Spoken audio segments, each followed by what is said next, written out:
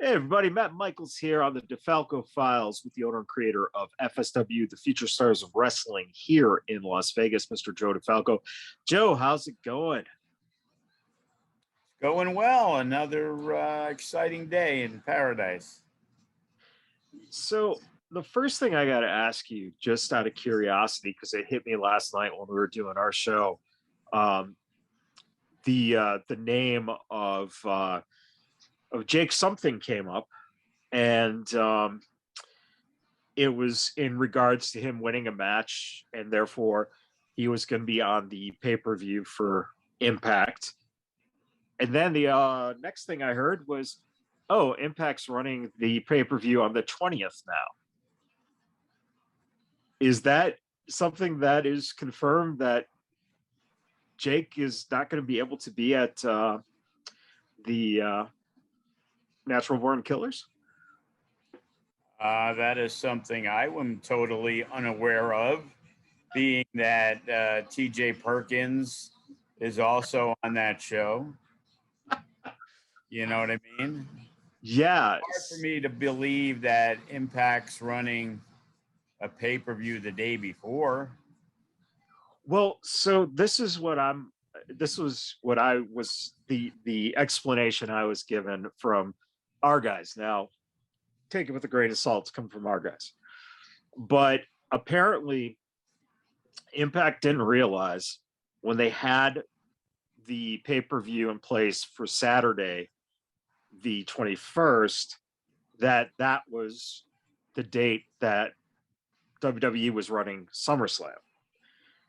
And allegedly, that when they figured this out, they then decided, well, we'll bump it up a date. Now, the thing I don't know, and this is, I was wondering if you had any information on it, was if maybe that the pay per view is quote unquote a pay per view, but it's filmed, it's not a live shot. That's the only thing that makes sense to me in my head, because with pay per view, if you're locked in to the provider for that day, um, what ends up happening is you can't move it or else you get penalized, as I understand. So I was totally confused on the whole situation, and it sounds like you don't know anything as well. No, I have not heard anything.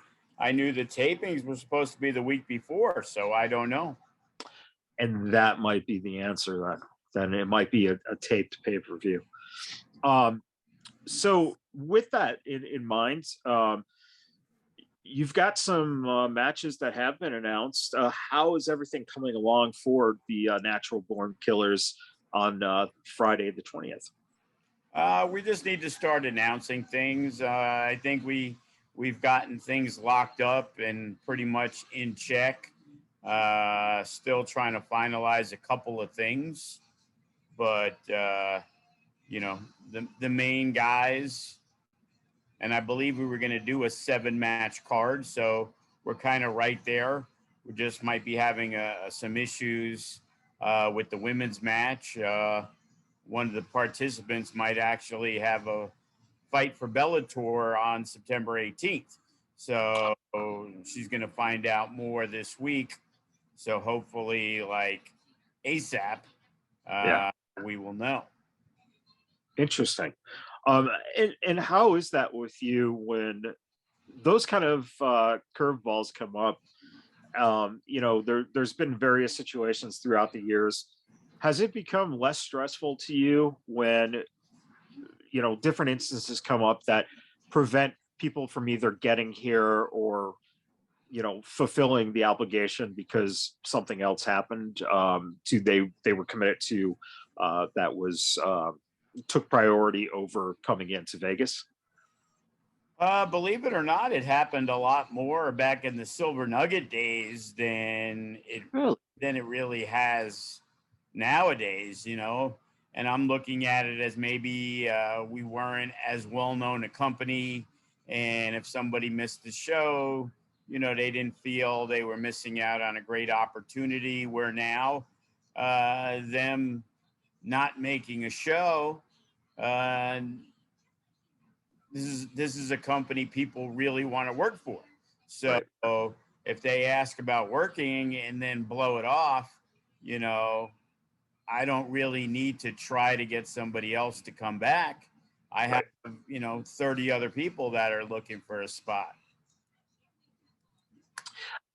When you're putting together a card for something like a Natural Born Killers, what is to you the most important aspect of making sure the matches kind of fall in the right place? Just because it's so different than, you got a lot more flexibility when you have a tag team match and a triple threat and, cage match or whatever's going on with a regular wrestling card. You have different ebbs and flows you can put together. But when you have a, mat based wrestling card, what is it for you that you look at and go, okay, this is why these puzzle pieces fit together and how the card will end up looking? Matchups, things that you think would work well. We got a guy, Caljack, he's 6'6", 280 pounds. I'm not too sure people would be too excited to see him against Eli Everfly. You know what I mean? As great as Eli is, he's going to be giving the guy 150 pounds. You know, in any world, that's, a giant mismatch. As good as Eli is, and, I wouldn't have a problem putting him in with a match somebody 30, 40 pounds more, but, kind of ridiculous. I remember the old UFC, David versus Goliaths, but it still wasn't a 300 pounder against a 150 pounder. You know Right. what I mean? So it's matchups, things that we look at, maybe guys that are kind of intertwined at FSW that both have, like we talked about it at the show. Tito, who's a jiu-jitsu guy, Graves, who's a jiu-jitsu guy. Those guys have been going back and forth for a few months now.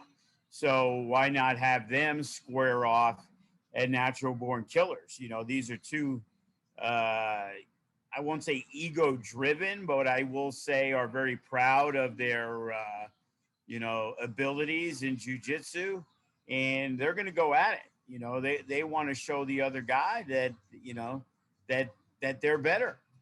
So to me, that's going to be, an exciting matchup. So And do you do you anticipate for a show like this and being SummerSlam weekend that majority of the crowd will be FSW either regulars or familiars, or are you expecting to get an influx of people who are potentially, fans of other organizations or fans of the MMA style that you probably wouldn't normally get coming into an FSW show?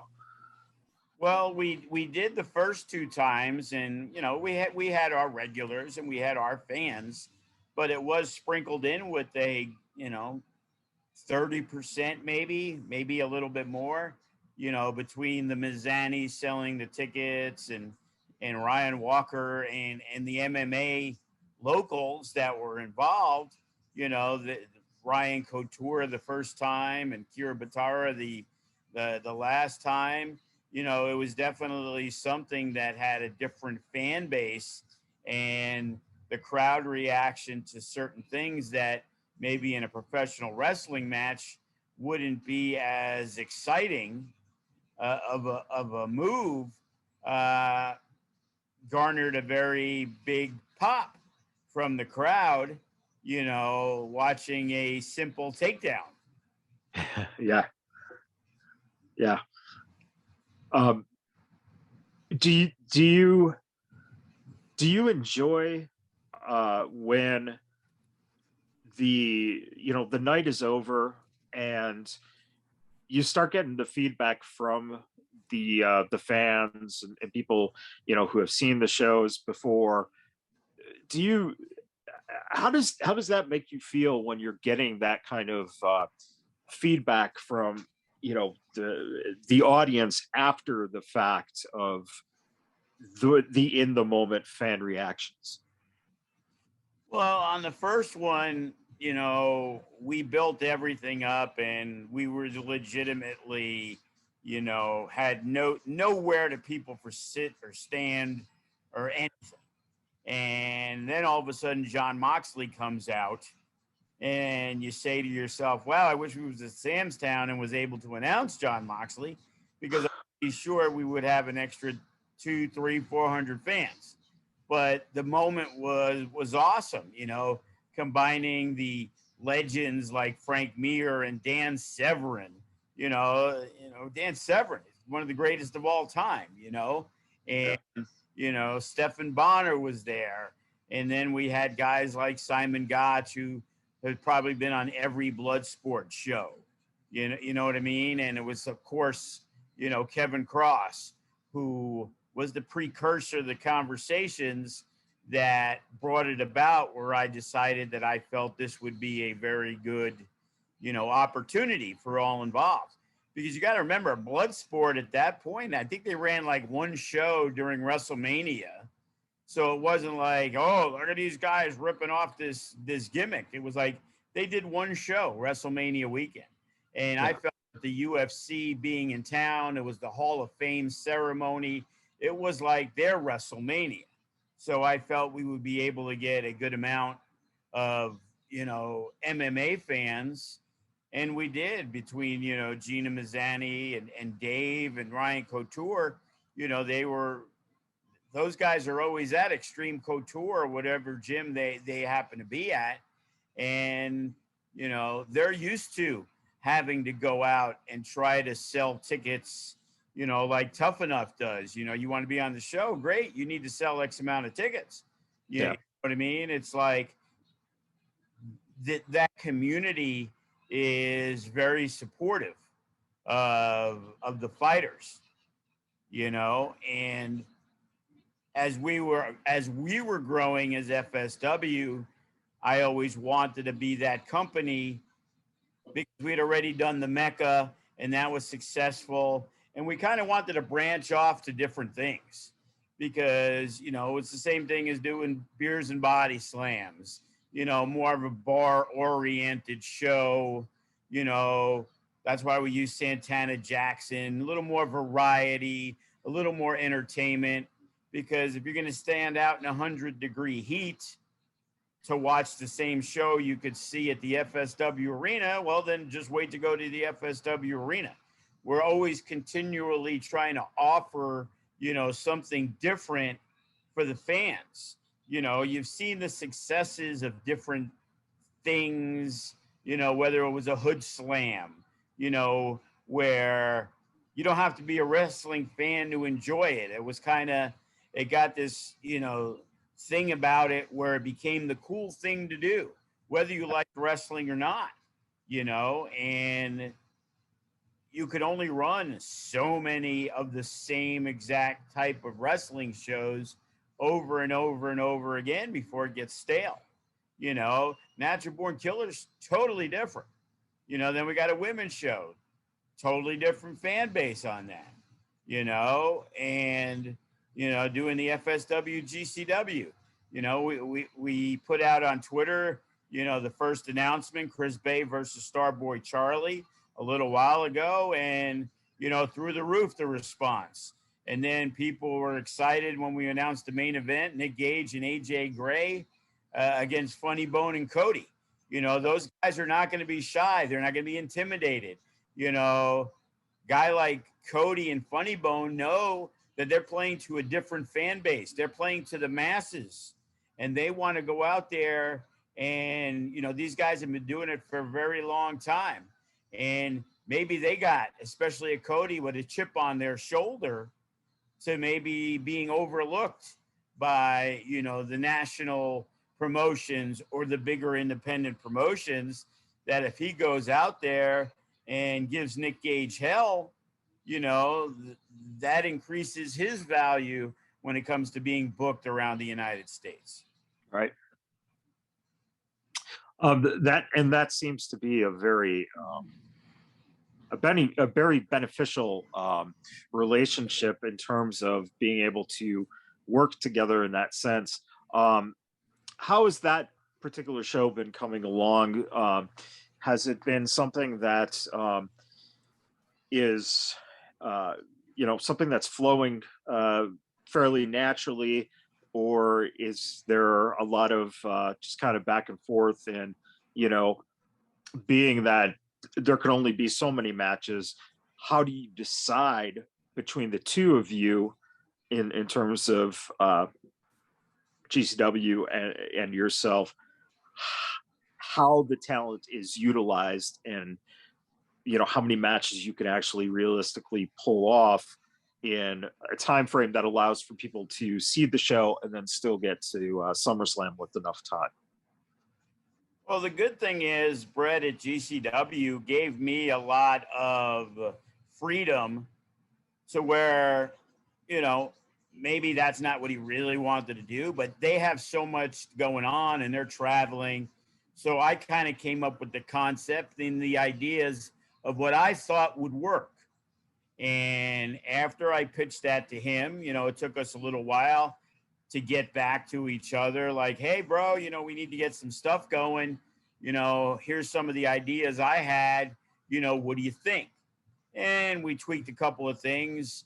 A lot of the main guys that we were hoping GCW that would be part of the show, they were the Nick Gages of the world. And, Chris Bay had made it a point that he really wanted a match with Starboy Charlie. So, I relayed that to Brett, who also uses Chris Bay on the GCW shows. So he understands the value of Chris Bay. So let's make him happy while we're trying to do our thing. Cody has wanted Nick Gage for a long time. We were talking about that as a singles match. And because of the match that Nick will have probably, 12 hours earlier, not even 24, because we're doing a noon show, he was like, hey, Nick really would prefer to do a tag 6-man, blah, blah, blah. And immediately to my head was, they never really teamed together. They've had some bloodbaths themselves. Who better than two originals like Cody and Funny Bone representing FSW against Nick Gage and somebody else? And I guess AJ Gray works together with Nick Gage at times with the MDK. So it's like, okay, well, there's your carve 'em up match that, a lot of the fans are going to be looking forward to. I know Funny Bone don't go anywhere with, 2 bags full of thumbtacks. So, and Cody with his barbed wire bat. So it should be, an interesting matchup. And then it's like, okay, well, we got Remy Marcel. He's our No Limits champion. They have a woman wrestler, Alley Cat, who's very, very popular and appears on a lot of the GCW shows. So, hey, Sandra Moon made a pitch like, oh, she'd love to work her. And, so those ideas came together. I had an idea of like, hey, a 4-on-4. We probably won't do it Survivor Series style of eliminations just because of time frame, but an idea of a 4-on-4 team FSW and team GCW. And my main pitch on that was having Toa on one side and having Juicy on the other. So it's going to be 4-on-4, and Toa is going to be on team FSW, and Juicy's going to be on team GCW. So now we're going to see, where the true allegiances lie when it comes, because, Juicy has not been used. Toa has not been used in FSW, and he's a guy that we're really high on and, felt it would be a good opportunity to give him a match. Now, we'll see where that goes from there. I had one idea about Jay Vidal and Effie, and everybody was very excited about it. But, Brett had a different idea, old school kind of match. We thought we were going to have Ricky Morton there, so we were trying to set that guy up with Ricky Morton, but he's not able to make that show. He's got a show back in North Carolina on the Saturday. So we kind of moved Jay Vidal into the very famous GCW 6-man scramble, which goes right to my joys because I'm a fan of those myself.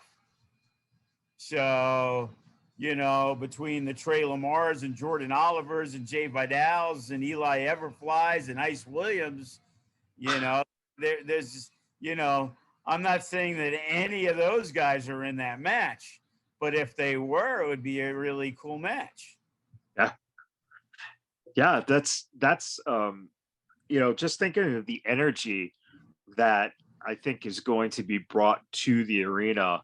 Um, I think you kind of alluded to the idea of the fact that there will be eyes nationally on a lot of the guys who maybe have not gotten the same recognition.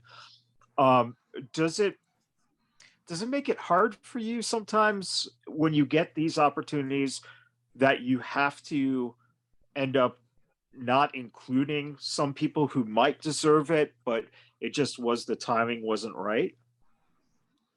Yeah, we're gonna have 7 matches. So we got one tag team match, we got a scramble. So, we also have half of the roster as GCW guys. So Right. we got 30, 40 guys on our regular 8 or 9 match show. Now we're doing a 7 match show and we have half as many guys available just because of that fact, And unfortunately, Matt Vandergriff, he's booked in Washington that day. The RMB, I was gonna have a place for them in the Team FSW. They're booked elsewhere, so it did actually open up a few spots because there were certain guys that, like an Eli Everfly, who kind of works for both companies. He was definitely a guy I want on that show. Yeah. You know what I mean? And Trey Lamar just moved to Los Angeles, and he's a super talent. So he's a guy we want on that show. And it's also trying to reward the guys who've been in FSW for a very long time. They kind of get a preference over guys who've been doing it for a year or so, as good as they may be. Right. At one point, Graves wasn't going to be on the show, but now it looks like Graves will also be part of the 4-man team representing FSW with the guy he's basically been feuding with for the last 3 months in Toa. So it has that dynamic in there that, it's going to be really interesting to see. Hero Shogun came back this past week. There's Nino Black, Class. There's so many options of people, tag teams, Creature Feature, Sky High, like I said, but them not being able to make it leaves a couple of spots open, which now Graves got to fill, and whoever else. And Gregory Sharp, he's been with us for an extremely long time. He's helped train. He's done a lot of things that outweigh his behavior of late. And, he's a guy who's deserving the reward of getting to be on a show that's getting to be run on the GCW, fan base, on their Fight TV, where they get a huge following of fans, way more so than us, which is extremely disappointing for us, of course, but we understand, we're doing what we're doing and we're doing a great job at what we're doing. They have a niche that the internet is solidly behind, and they're the kind of new age ECW, and by traveling and running shows all over the place, it's really increased their fan base. I don't know if you saw it, but Jesus Christ, did you see the picture of their show in LA the other day? Yeah. It was jam packed. Yeah. Yeah, it's unbelievable. And they're able to do that with 3 weeks, 4 weeks out announcing, and that they don't even have to announce full cards either. That's the other thing that's really amazing with what they've been able to do. When you look at the success of a company like that, what is your game plan as a promoter to elevate to get up into that type of fan base so that there's a potential of you being able to possibly go around nationally and hook up with other uh, companies in different cities to start a buzz for FSW? Is that something that you're game planning in your mind that you'd like to achieve? Yeah, in my mind, there's a lot of things that we can do if somebody has got a couple of mil to throw our way.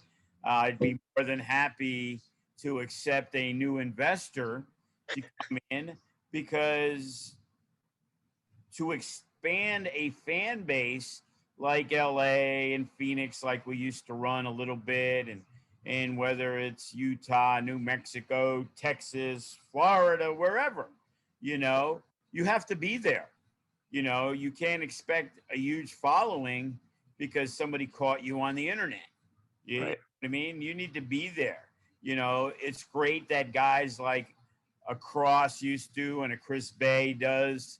They fly that FSW fat flag, and Maserati's been out there a lot more, but that's only seeing individuals, Cepha, but seeing the company or seeing large groupings of the company, like, hey, it was great at WrestleMania weekend, and Vandegrift and the Unguided and Jay Vidal and Chris Bay and all these guys who went out there and got on shows, but they got on other people's shows. Right. They may be representing FSW, and again, thankfully, we have a good relationship with GCW. The Unguided went down there and they got to defend the FSW tag titles on an on a GCW show. So, that's all cool stuff, but realistically, to get to that next level, you need to do something bigger. We've done big things in Las Vegas. We've had a weekend with Ring of Honor where they had their anniversary shows and we outdrew them. Impact came in for a few days and we outdrew them. But that was in Las Vegas, where we've spent 12 years of time, money, and energy to get us to the level of where we're at. Now, to go back to Phoenix when we used to run shows 8 years ago, it's starting all over again. Right. And it's also finding the right partner. Hey, well, now we got to rent a ring to go down there. We need to work with a different crew. We got a great relationship with Dom and Gallo, and of course Hammerstone and Graves are part of their crew. So if something's going to happen, my bet would be it would be something with those guys. Yeah. But they hadn't run a show, and they still haven't run a show in close to a year and a half, and they're going to be running next week. And Cody and Remy and numerous other guys from FSW will be on that show. So that's a good little taste for that fan base to see, but it's not going to all of a sudden make us draw 500 fans in Phoenix because FSW is coming to town. Right. Yeah, that's a very good breakdown of that mindset that you have to realistically look at it. That's the thing. I look at things as most realistically as possible. Some of that stuff's a pipe dream, and we got to put all the eggs in the basket. And do we need to take a shot eventually? Yeah, we definitely do. But we need to get everything back in check now. Even though we ran shows for the last year, they were sporadic until the last month or so. So Right. We need to get back on all cylinders in Vegas first before we concentrate And, SummerSlam weekend is a big weekend. You did say before with Natural Born Killers, Moxley showing up was a huge surprise. We've talked about it before. Do you look for, because it's SummerSlam weekend, do you get feelers out there and try to figure out, hey, if we could make something special happen, we'd like to do it? How do you go about thinking about in those terms of what you can do to bring a sweetener that kind of would be a surprise that would also garnish attention in the buzz of that weekend? Well, all you can do is pay attention. There's other things that are going on, which shows a lot of, ex-WWE guys, making the rounds, doing some signings, and it's basically keeping your eyes open and seeing, what's going on. I just saw, Scott Hosey at Power Play, for example. Now, it isn't SummerSlam weekend, but he just announced that he's doing a signing with Mike Rotunda, Barry Windham, and one of my personal favorites, Bo Dallas. Okay? And, I know Sin's pretty tight with the Wyndham family, which includes Rotundos and all that stuff. When I told him that, Wyndham and Rotundo are going to be out here, he messaged Bray Wyatt thinking that's what I was talking about. Like, oh, you going to believe what he wants? And he's like, $20K. And I'm like, for Barry Windham? He's like, oh, I thought you meant Bray Wyatt. I'm like, those guys want a lot of money, but what, 20 grand? So, because there would be nothing better than Barry Windham and Mike Rotundo running a seminar for our students. Yeah. I reached out to Conan. He's going to be in town doing his podcast on the Friday at midnight. Well, right. Last time he was here, he plugged, a few guys, Matt Vandergriff and Damian Drake, to work the AAA shows he was doing in Tijuana. So the knowledge he has, and again, he's the guy who's got his hands in everything. Conan, MLW, Conan, Impact, Conan, AEW. It's amazing how many companies he works for. The guy can't be good. He's got to be phenomenal for so many companies that are considered major league talent to want the guy, even though he's working for another company, of equal stature. So, we're trying to get that. We saw Kurt Angle was advertised, but now he's not advertised anymore. But I thought that would be an amazing moment if we can get Kurt Angle to show up and say a few words at Natural Born Killers. Yeah. And maybe put Brett the Thread in the ankle lock. That'd be a great moment. But unfortunately, it would probably cost us the entire gate just for Kurt Angle to say hello and break Brett's ankle. Well, Joe, you're talking about it happening to Brett the Threat. I'm sure there's one lovely sponsor out there. Oh, I was going to say, yeah. We have a GoFundMe sponsorship for Kurt Angle to break the ankle of Brett the Threat. We may go over the number. Yeah, you might be able to get 2 ankles broken in that. You might. We're talking about the weekend of SummerSlam. The FSWW, the women's show, is going to be coming up this past Saturday at the High Octane. There was an announcement for the Maserati and Sandra Moon match. What was the stipulation, and what are you looking forward to about that match? Well, what we're going to do is we're going to have the first ever DLC match in FSW history, featuring 2 women that kind of started No, I wouldn't say at the same time, but they really started coming into their own around the same time. And they've been, feuding back and forth for years, you know.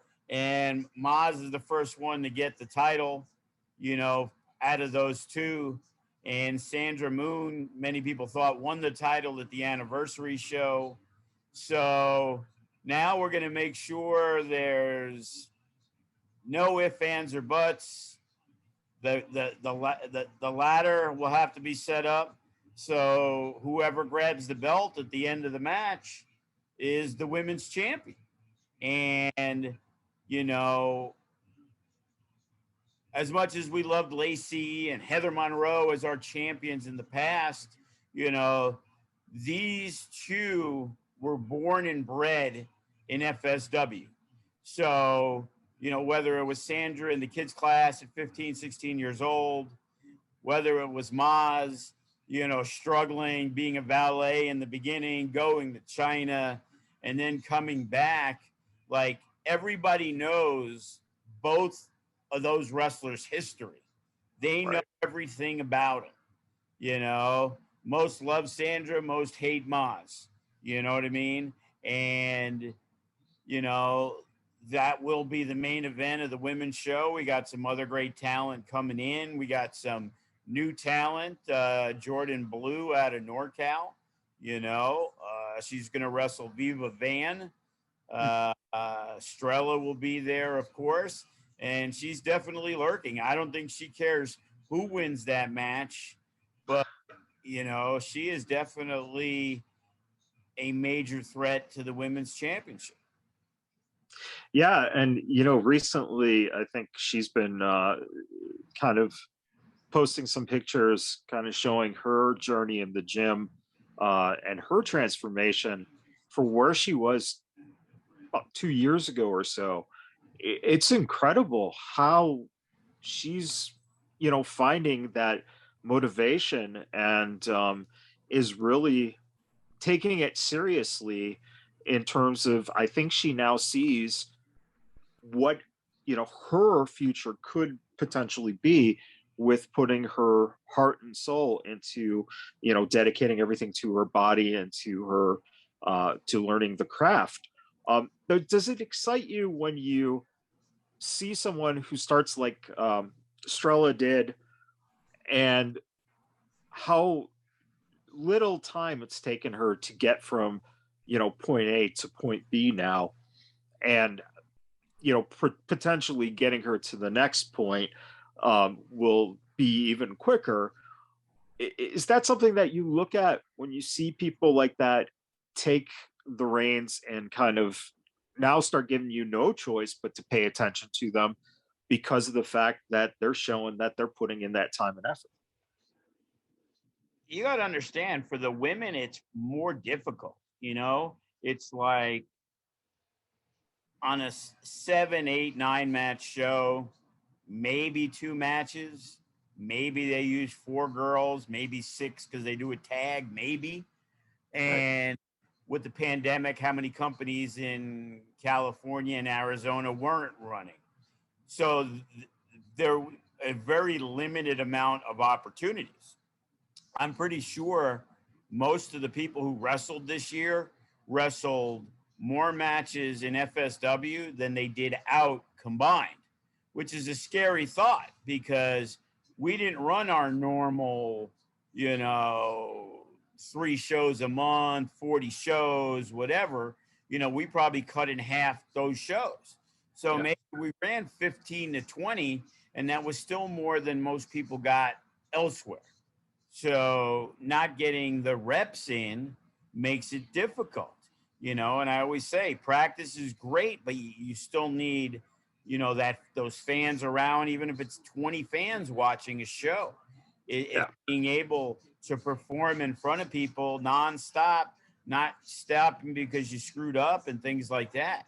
So, you know, even with us, there's only so many girls we can use. So this past week, I knew Bryn Thorne was going to be there. She wrestled Alice Blair. Sandra Moon was around. She wasn't booked elsewhere, but we really didn't have anything for her. You know, she got to do commentary on the women's match, but she was happy to do the commentary, but she would have much rather preferred to have a match. You know, Right. thing with Strella. We did that the week before where, you know, she wrestled the Shade. You know what I mean? And it's like, because there isn't nearly as many women, the combinations are you know, it ain't no, you know, the guys are like the Rubik's Cube. There's a billion ways you can go. You know what I Yeah. mean? While in the women's division, we probably have 5 locals and 3 are ready, and the other 2, you know, are kind of starting. So you try to pick and choose spots for them to get opportunities in. So, you know, you can't really have Maz wrestling Dana Lynn and Alice Blair every week. Yeah. So it's like trying to bring some people in, whether it's a Bryn Thorne or Jordan Blue or Aviva Van or Christy James. It's like, you know, trying to just get more out there. But once you do that, then it stops somebody else from having a match because we already have a women's match.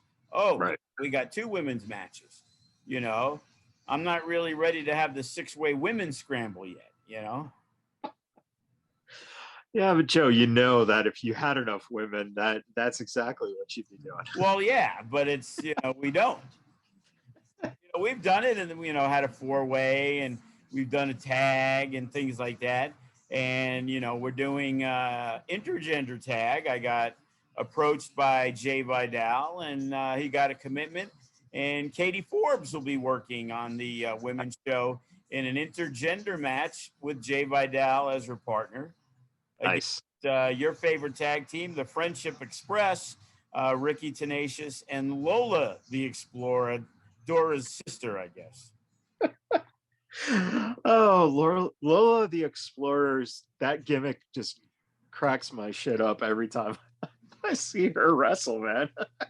Well, there you go. You'll get another opportunity in a couple weeks.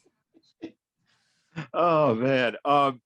So you know that's kind of you know the 3 main shows we've been talking about for the last couple of weeks, but now we're also talking about the show that is now later at FSW on Sunday. Tell us a little bit about what is going on with that show. We have a show Sunday at 6 p.m. It's called The Alliance. We were hoping there was going to be a few more allies, but as the time got too close, it just wasn't feasible. But No Peace Underground from Florida had been inkling to do something with us. And not only are they doing a show with Joey on Friday, they're doing the show with us on Sunday, bringing in some big guns. EC3 and Matt Justice is going to be their main match, but then they're using 2 of our best, Chris Bay and Jay Vidal. So that will be 3 of the matches. Early on, some miscommunication on how things were going to be.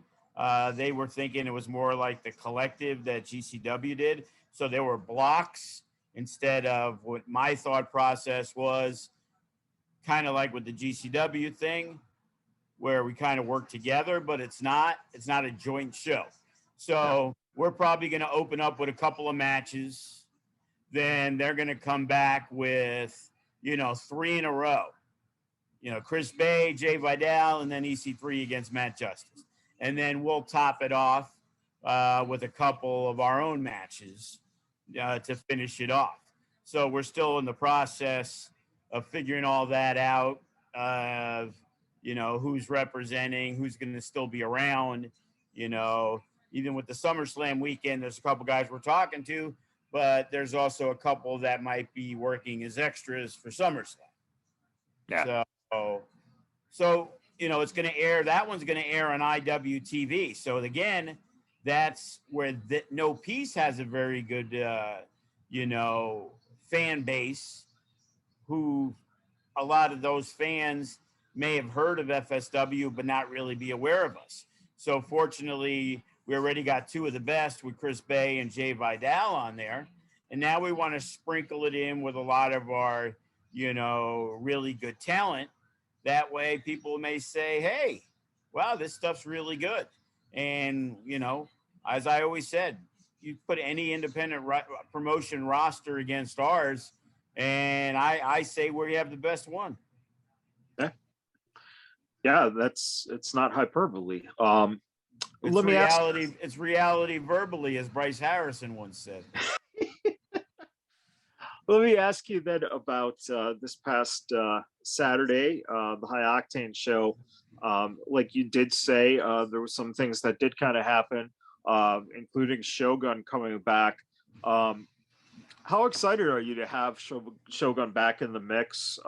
He's been out and doing stuff in Texas there for a while, and is it good to kind of sometimes have guys kind of go away for a little bit like that, so that the fans are excited when they see them come back after a few months?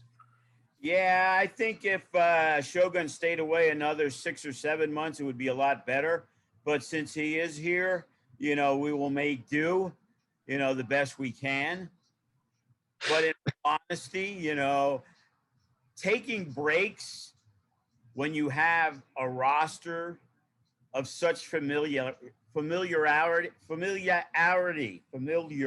yes.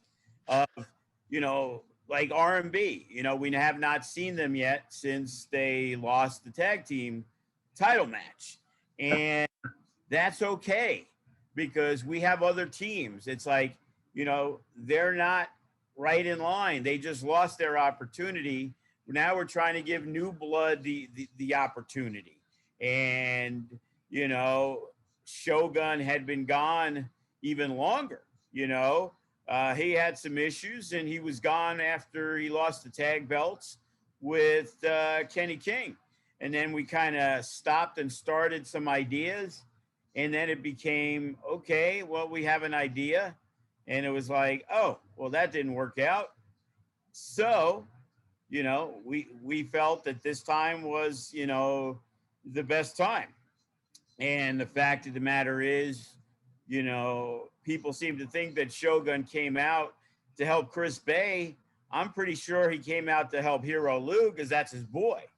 You know what I mean? It's like, when you see pictures, sure, you see Shogun with Bay, but him and Hero are the ones that's the real tight-knit one. They hang out together. Chris Bay's big time. You know what I'm saying? He's busy working out with EC3 sometimes. Shogun's like the second fiddle for Chris Bay, and, Hero and that whole crew together, was Cepha, Nino, that they kind of, the new age clique, of FSW. So, yeah, because now Shogun comes back, it's a fresh face. Thomas Day coming back, fresh face, involved in a match with Death Proof against the Suavecitos and Adrian Quest. A lot of fun, a lot of good stuff. Thomas Day hasn't missed a beat. We can announce it now. He's going to be our guest next week on the podcast. Yes, he is. Yes. And Thomas Day is back 100% ready to roll. And those guys, you see it with WWE. All those guys, they leave forever. They leave for months at a time. And when they come back, Randy Orton could come back and get cheered again, just in time for in 3 months when he turns on Matt Riddle and motherfucks all the fans and tell them you're all pieces of shit, like he does in one of his 34 heel turns. But Randy Orton's loved today. Which means the merch can sell too, which is the most brilliant thing about how they can manage that kind of stuff is, hey, let the merch sell for 4 months, then have the heel turn, let him go heel, and then he'll team up with someone else or become a favorite again and sell more merch. And I think Randy Orton should have came out and gave the RKO to Kevin Cross to keep that Twitter feud going, personally. That is one of the, I think, possibly on paper could be one of the best matchups that we could ever see cross wrestle. I think that that psychology wise would just be, start taking notes, because two of the better psychologists in the game, I don't think you could find. But speaking of Thomas Day coming back, and obviously Adrian Quest has been kind of mixed in with the Suavecitos. Um, have you seen them as Ricky and Danny? And are they showing you that they are growing by getting the opportunity of working with someone like Adrian, and getting a chance to work in the ring with a guy like Thomas Day?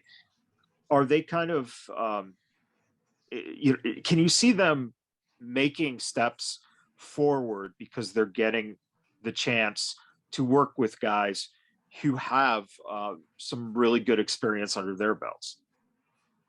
Without a doubt, but the thing is, their issues are, you know, their attitudes, that they are point blank immature. Sure. There's always something minor that in wrestling you kind of move on from, that Danny seems to have a harder time with. Things are going to go wrong. You know what I mean? Yeah. We had another incident with one of our younger guys, screaming and yelling after the match and blah, blah, blah. And it's like, dude, things go wrong. You know what I mean? It's like, man up, you're young, you're inexperienced. It's okay. You're going to have shit fests. It's going to happen. And it's how you react to that. And you can't continually react the same way. Once the Suavecitos get in the ring and they're in there, especially with an Adrian Quest, usually everything turns out fine. Yeah. Oh, it's just there's too much bickering and too much badgering and complaining. And it's like, it gets tiresome, because generally it's going to be the same people over and over again, and you also need to understand not to give so much because they're too young, and it does go to people's heads. Yeah. It's like all of a sudden they're wrestling somebody that they started with, but they're in a much better position. Now all of a sudden they talk down to that person, or maybe not even that person, maybe somebody who's been doing it longer than them, but they're kind of ahead of those people. And instead of being humble, they're arrogant. Yeah. And, that's going to derail, some people. And it's also going to get somebody's ass whooped. Eventually you're going to jaw at the wrong person who doesn't want to hear shit from you and is going to pop you in the face. Yeah. Yeah. And that's, it's very interesting too, because when you're at your home base, you have a lot more resources around you to maybe de-escalate or prevent something like that happening. But if you start getting booked out and you get into the locker room and you're not, you're not being, you're going in business essentially for yourself in the eyes of the other people, it's a dangerous thing. Do you think that that's something that, obviously the FSW locker room has a really good cohesiveness, a lot of good leaders. Is that something that sometimes you just have to let the guys experience for themselves and kind of say, hey, good luck, enjoy trying to wrestle in, this place or that place. But, you know, try to take the stuff we've taught you guys with you? Or, how do you look at that in preparing people from going from kids in your organization, green wrestlers, to guys who professionally won't get blackballed because of their attitudes and the way they handle things in other organizations? Well, see, what the younger guys, we try to instill and make them understand, since those younger guys, they came from the FSW wrestling school, the training facility. Okay. So there are guys. So as they are getting better to improve, they're not making calls to Arizona and California getting booked anywhere. They're never getting booked yet. Okay. So their first match, 99 out of 100 times, is going to be in FSW. And in FSW, I am probably one of the more giving promoters in terms of trying to let people do their thing, trying to give them ideas, what we're looking to do. And again, it's common behavior. You give something and then they think they could take more. Where a lot of guys, it's kind of like, show me that respect of what I'm doing for you. What I'm allowing you to do isn't a sign of weakness. It's I'm trying to give you guys that ability to go out there and do things for yourself. That way, when you do go out in the world, because our locker room, they're not going to go into a different locker room and have more skilled veterans than we have. Yeah. Not going to happen. Because is there locker rooms that have more skilled wrestlers than us? Yeah. But all those young kids, they aren't going to be in that locker room unless they're the ring crew. Okay. Right. So when you have a Hammerstone and a Bay hanging around, Chris Bay, he's been around like the last 4 or 5 shows, but we've only seen him once or twice. He's back there and he's trying to, work with people and watching the matches and trying to give ideas and critiques and all this other stuff. There's a wealth of knowledge, whether it's Sin Bodhi and Cody and Remy and Graves and, Graves ain't the most open person in the world. Okay. Like, I love Graves. We get along great. We're 2 New Yorkers, hey, who's pissing you off? Let me know. I'll stretch him, but if he has a liking to you, then, he will really try to encourage you to do certain things and try to help you be better. Like I remember when Hero kind of worked both of them at different times. Like whoever they worked, the other guy was there after the match and, oh man, this was good. And you did this. Hey, you should have did that. When they see somebody that they feel has the ability to be something more, they want to be that helpful guy, and Hammerstone, without a doubt, is that guy, and it was funny because a couple shows back, I had to leave the commentary booth and go nuts because it just seemed to get to the point where everybody felt that, whatever, I'm going to do what I want. And the show started at 7 and we had done 2 matches and we were an hour in already. And we had finished like that 4-hour show that we had done at the school, Day of Reckoning or Changing the Game. One of the 2 was like extremely long. Yeah. And 10 minutes ain't fucking 18 minutes. I'm okay with a couple of matches and I'm okay if Hammerstone and Graves want to go 5 minutes over. They've earned that. Sure. You know what I mean? It's when these other guys want to do things and go long and long and long. And it's like, there's no cohesiveness because they're not concerned with the flow of the show. They're only concerned with themselves. And right. I really felt at that point, it was starting to get out of hand. And did I yell because I was frustrated? Yeah. Did I know what I was doing? 1,000%. I was way calmer than most people seem to think I was, but I'm trying to get a point across. Yep.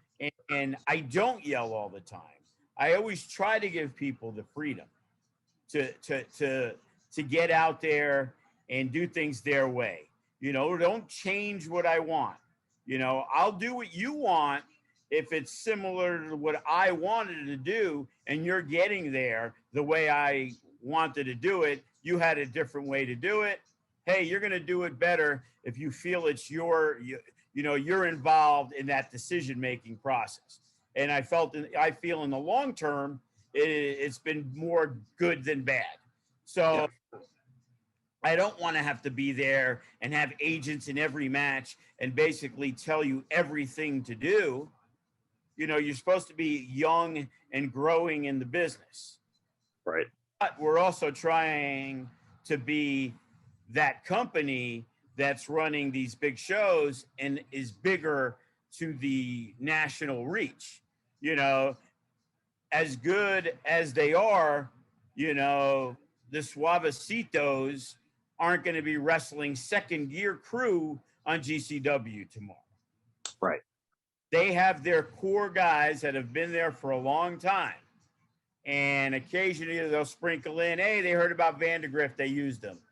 Jay Vidal, oh, we use him at Effie's brunch. But as good as Jay Vidal is, he's way better right now than, say, the Suavecitos. And it's pulling teeth for him to get on that type of show. Right.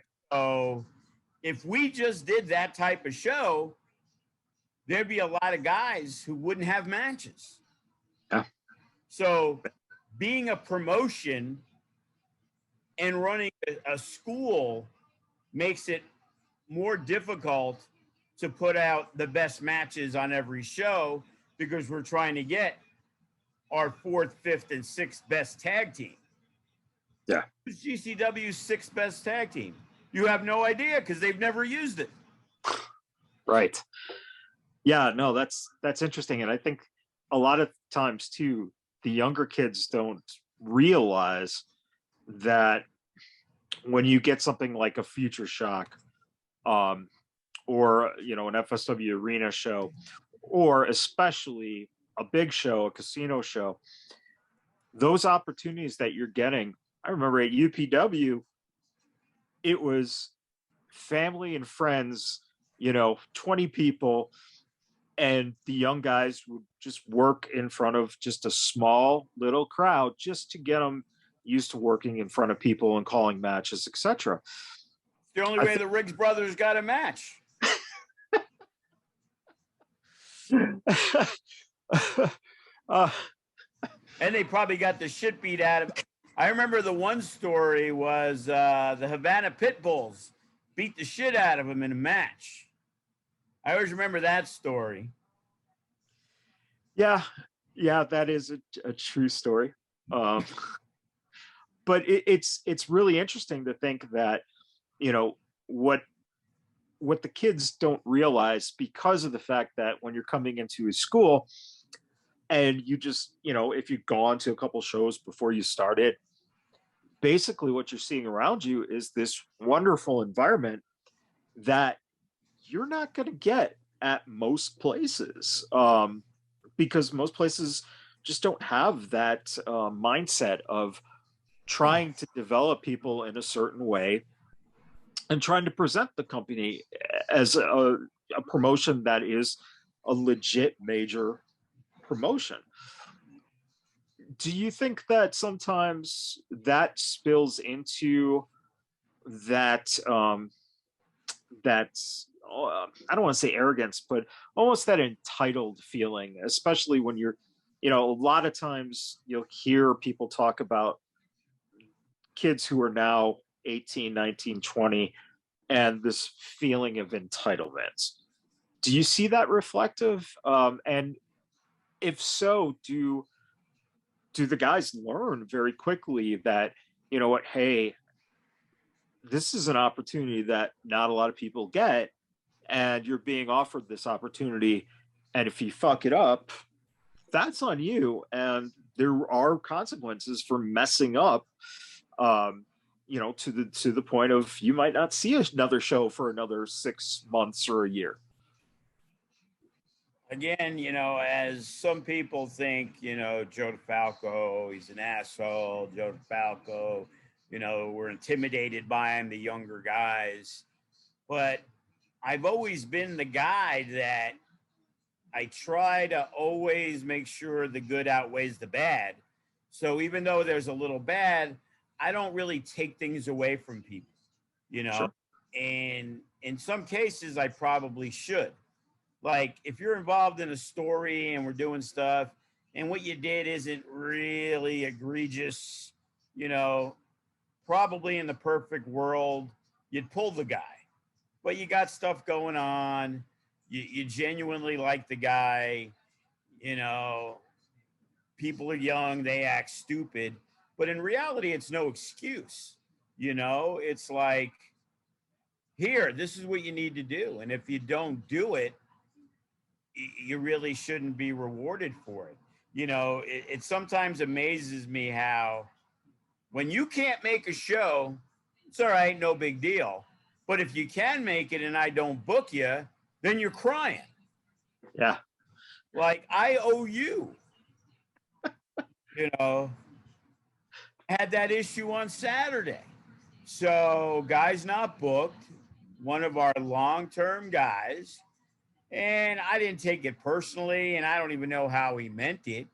But the guy Nino Black was supposed to wrestle was Jackson Stone. He was in town for another show. And I guess me telling him, yeah, I'd love to have you come down because he asked me about it Saturday. You know, I said, I'm going to try, you know, my best to make sure you have a match. So you're asking me to come down. That's my answer to you. I didn't think I have to message you back. So, you know, they hit him up and he was in his hotel and he was hoping somebody could pick him up and give him a ride. And it's like, bro, you wanted to be on the show, get in a fucking Uber and drive over. So now one of our guys, that's a heel. I had a guy for Nino Black. I needed a guy, you know, because the Shade didn't have an opponent either before the day of the show. But I didn't want Nino and the Shade to wrestle each other. Again, two popular baby faces. Yeah. I said, hey, you want to work Nino Black? Actually, it shouldn't matter who it is. It's Laz because he worked Nino Black. And it was like he hesitated, like he had to think about it. And it's like, really? You're not booked on the show? I'm giving you an opportunity? I'm like, the Laz I remember when he was a kid would come in and sit there when he wasn't booked, begging to be on the show. And now you're so big time that you have to decide in your head if it's worthy enough of someone of your stature to wrestle a guy. Yeah. Yeah, it's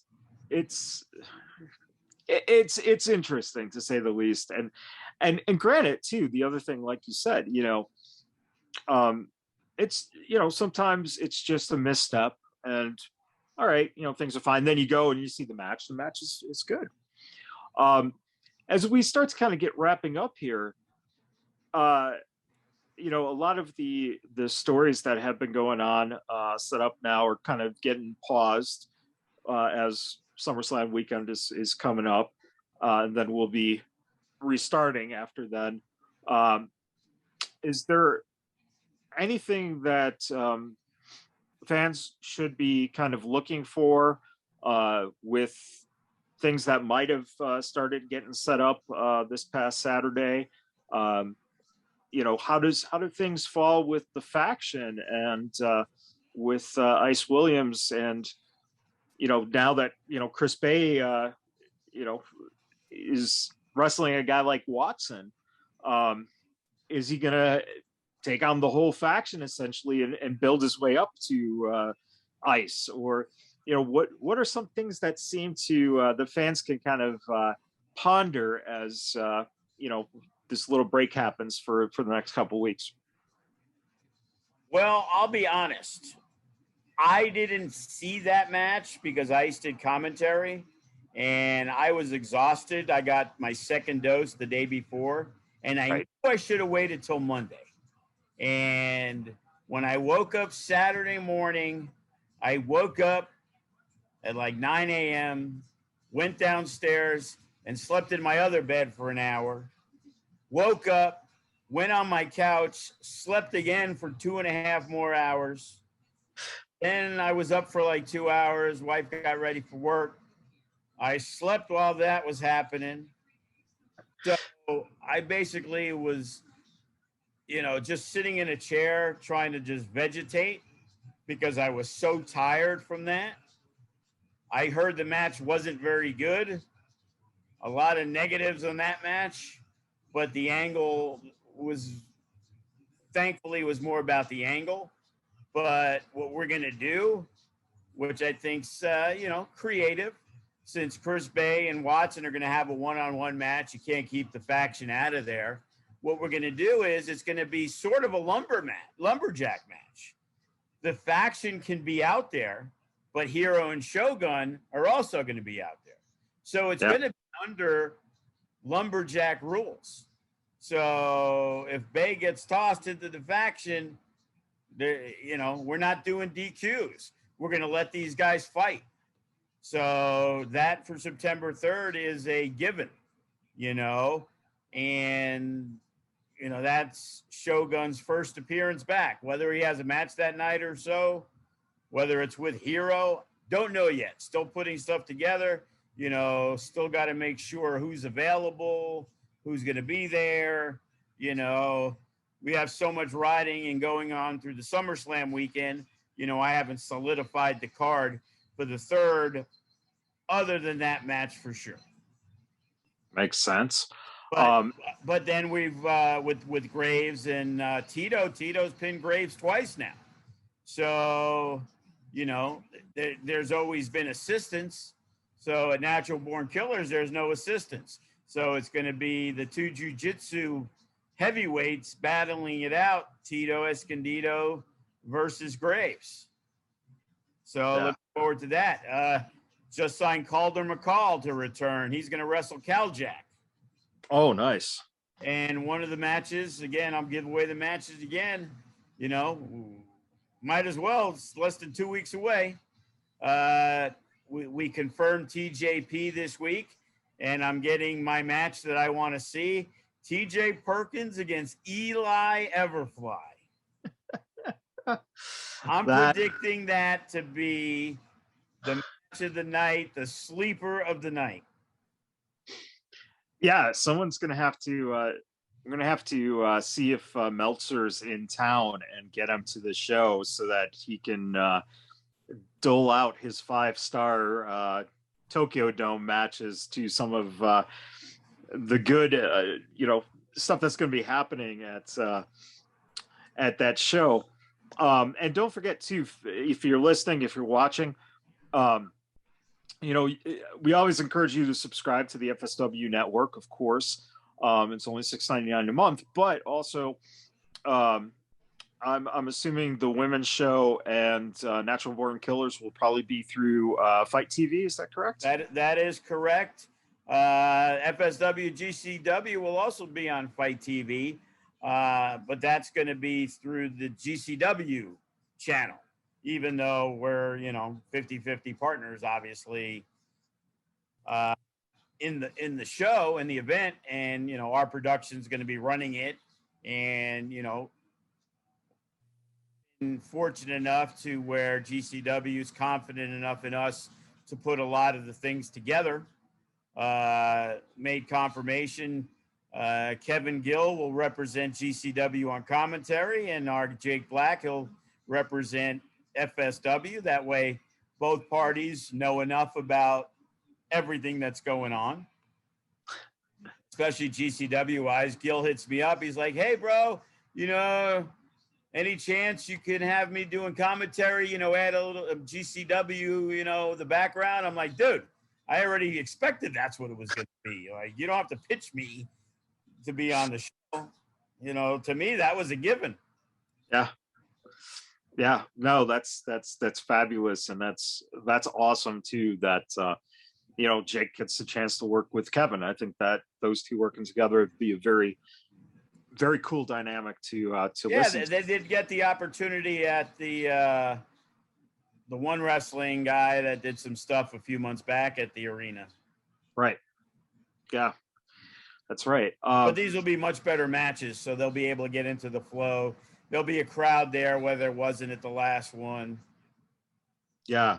There's so many cool factors going into this that I think it's going to be one of those shows that if you are a fan of FSW and you're a fan of GCW, or if you don't know much about GCW, this is a great chance for FSW fans to learn a lot more about, you know, how they run and some of the craziness that happens with them and their matches. And like you said, very ECW-esque for this generation.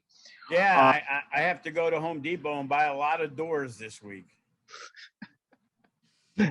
And that goes, is that like when you keep a ledger, is it like, you know, like payouts X? Yeah, it's a business expense. I'm buying doors.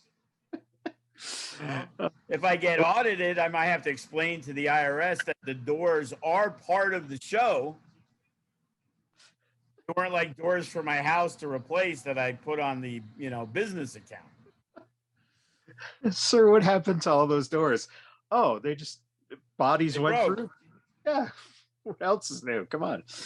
But yeah, please, if you are not in town for SummerSlam, please check it out. All the shows on Fight TV on the pay-per-view.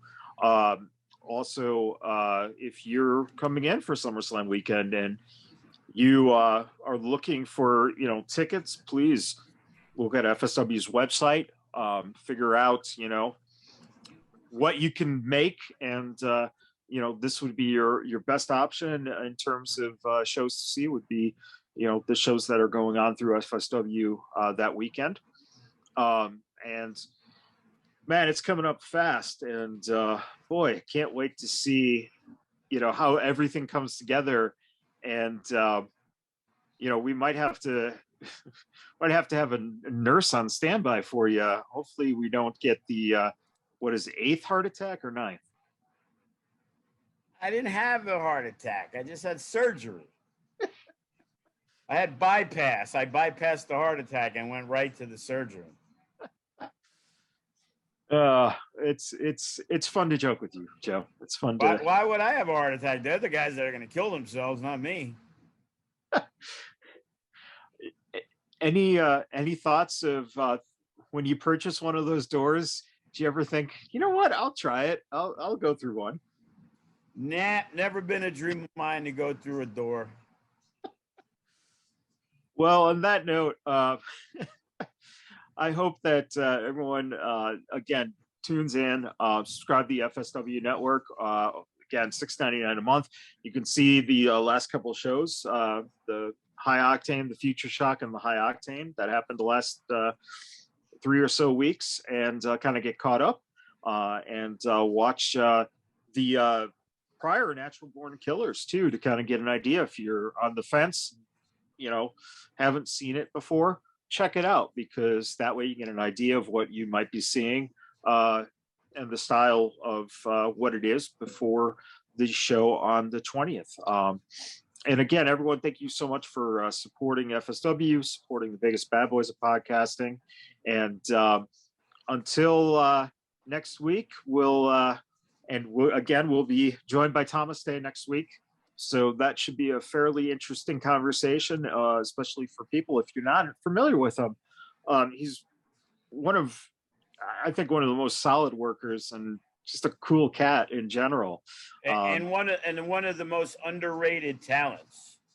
Absolutely. And I think we'll get into kind of that, his perspective on that as well. Because sometimes there are guys that just get overlooked, and I think that he's one guy who is, through the years kind of gotten overlooked, but brings a lot to the table. He's another guy that I would really enjoy seeing in the Natural Born Killer setting. As much cool high flying stuff that he does, and the missile drop kick and the 450, he always reminded me of like Ryan Taylor's baby brother. Like, he can submit you, put you in these holds, reversals, and they came just so naturally, Yeah. And people overlook that, similar to what I would say about like an Eli Everett. Very true. Very true. So those are some interesting questions and kind of things we'll get into next week. And until then, everybody, thanks for tuning in, and we'll see you then.